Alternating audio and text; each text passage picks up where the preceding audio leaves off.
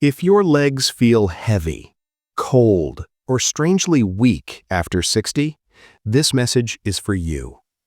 Most people believe poor leg circulation is just another part of getting older, something you're supposed to accept, something you endure quietly. But as a surgeon, I can tell you this with absolute certainty. That belief is wrong. I've seen too many patients come into my office saying the same thing. "Doctor, my legs don't feel like they used to. I get tired walking short distances. My feet are cold at night.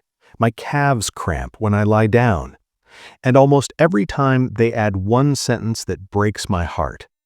"I thought it was normal at my age." Let me tell you about someone I'll call Margaret. Margaret was 71 years old, sharp mind, independent, proud. But slowly, she stopped doing the things she loved. First, she stopped taking long walks. Then she avoided stairs. Then she stopped traveling because airports became exhausting. She never complained loudly. She just adjusted her life smaller and smaller around her legs. When she finally came to see me, she didn't ask for miracles. She asked one quiet question. Is this how it ends?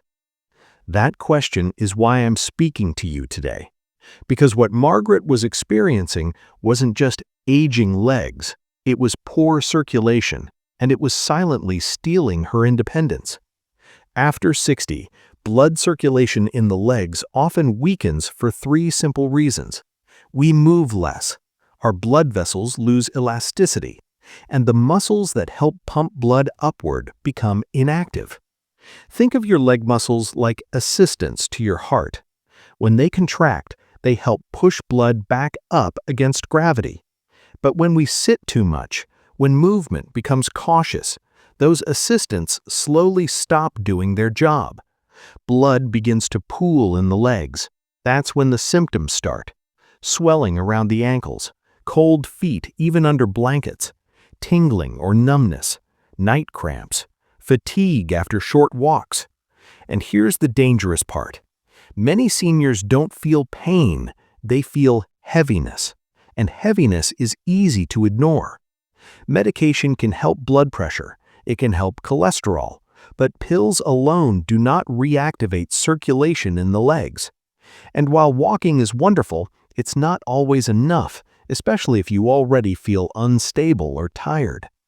That's why over the years, I've come to rely on one simple exercise, not a gym routine, not a stretch that hurts your knees, not something that leaves you breathless. This exercise works because it activates what we call the muscle pump, the natural system your body uses to move blood upward from your legs. It uses gravity, gentle motion, and rhythm. Most importantly, it's safe. You can do it seated, you can do it at home, and you don't need special equipment. I've recommended this movement to patients in their 60s, 70s, even 80s.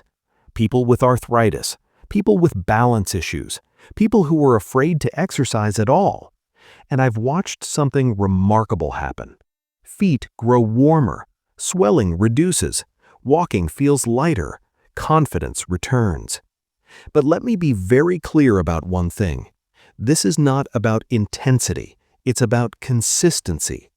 Doing a small movement daily is far more powerful than pushing yourself once a week and quitting. Margaret started slowly. At first, she doubted it would help. But after a week, she noticed her feet weren't icy at night anymore. After 2 weeks, she slept without cramps. After a month, she walked through her local park again, slowly but proudly. No surgery, no drastic treatment, just restoring what her body already knew how to do. If you're watching this and thinking, "That sounds like me. I recognize those symptoms. I don't want my world to keep shrinking," then you're exactly where you need to be. In the next part, I'll show you exactly how to do this exercise safely, step by step. I'll explain how long to do it, what sensations are normal, and how to modify it if you have knee pain, balance issues, or arthritis. You don't need to rush. You don't need to be perfect. You just need to begin. If this message resonated with you, stay with me. And if you know someone over 60 who struggles with heavy, tired legs, share this with them. Because circulation is not about youth, it's about movement. And movement can be restored at any age. If you're still with me, I want you to know something first. That tells me you care about your independence. It tells me you're not ready to quietly accept heavy legs, swelling, or fatigue as just aging. And that matters. In the last video, we talked about why leg circulation weakens after 60, and how one simple exercise can help restore the natural blood flow your body was designed to have. Now, I want to show you how to do it safely. No rushing, no pressure, just calm, controlled movement. Before we begin, a reassurance. If you can sit in a chair, if you can move your feet, you can do this exercise. I recommended this to Margaret, the 71-year-old I told you about earlier. At first, she was nervous. She said, "Doctor, I'm afraid I'll do it wrong." I told her something I'll tell you now. Doing it gently is already doing it right. Let's start. Sit in a sturdy chair with your back supported. Place both feet flat on the floor. Your knees should be bent comfortably, not forced. Now, keep your heels on the ground. Slowly lift the front of your feet, bringing your toes upward. Hold for 1 calm second, then gently lower them back down. That's it. No jerking, no bouncing, just smooth movement. As you lift your toes, breathe in.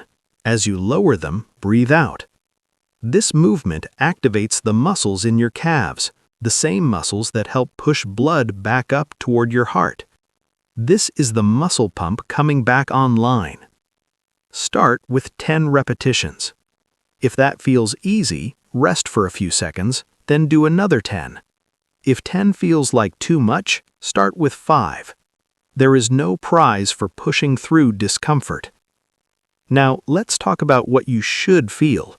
A gentle warmth in the calves or feet, a light tingling, a sense of blood waking up. What you should not feel is sharp pain, dizziness, or strain. If you do, stop and resume later with fewer repetitions.